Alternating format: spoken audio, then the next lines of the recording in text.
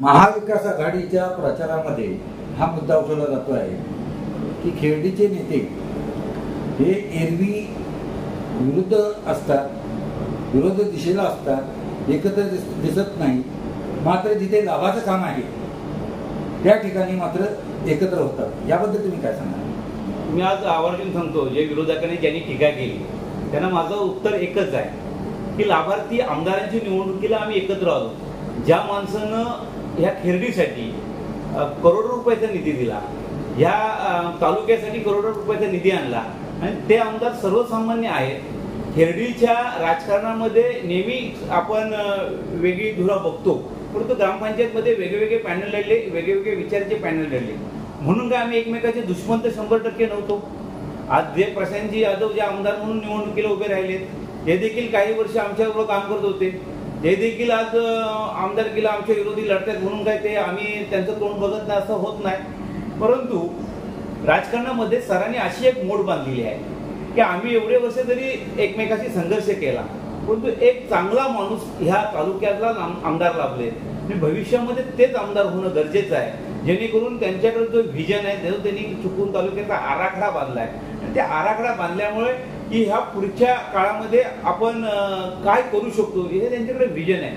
समोरच्याकडे व्हिजन काही नाही, फक्त समोरच्याकडे व्हिजन एकच आहे, पैसा फेकायचा आणि मतं विकत घ्यायची। हे आम्ही पंचायत समितीला 2017ला देखील पाहिलं होतं, त्यावेळी देखील त्यांचा आम्ही पराभव केला आणि त्या 3ऱ्या नंबरवर फेकले गेले आणि आज ते वैफल्यग्रस्त झाल्यामुळं कदाचित ते चुकीच्या पद्धतीनं आम्हाला डिवचत असतील, परंतु एवढं डिवचलं तरी सरांचे आम्ही कार्यकर्ते आहोत।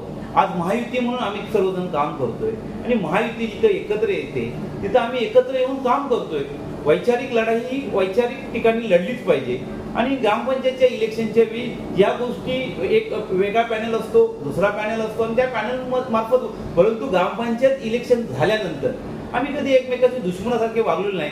त्याच्यामुळे कदाचित आम्ही एकत्र येऊन सरांचं इलेक्शन करतोय त्याचं ते पोटशू त्यांच्या याच्यामध्ये आलेलं आहे, विचार डोक्यामध्ये आलेले आहेत आणि प्रत्येक जण व्यवसाय करत असतो, त्याच्यामुळे ते म्हणतात की हे फायद्यासाठी एकत्र आलेत।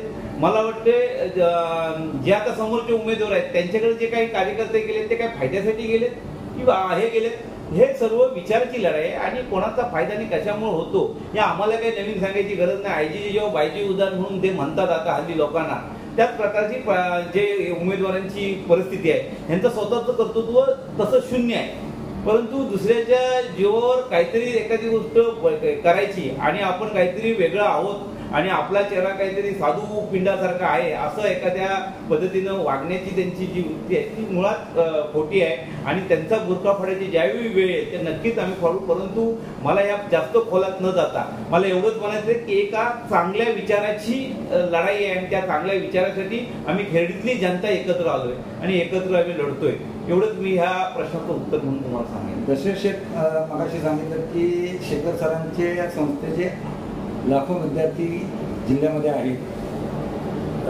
त्याच प्रमाणात मतदारसंघातही आहेत।